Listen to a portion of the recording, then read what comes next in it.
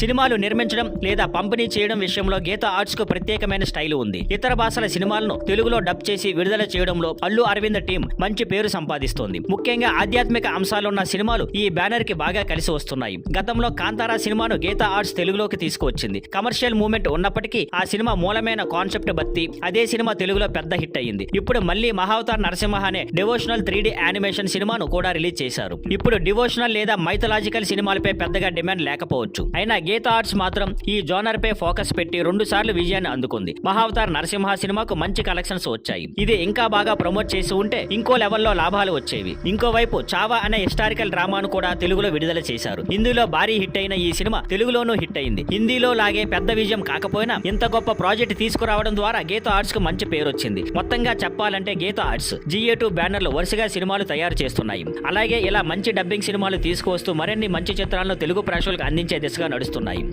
Thank you for watching. Please like, share and subscribe.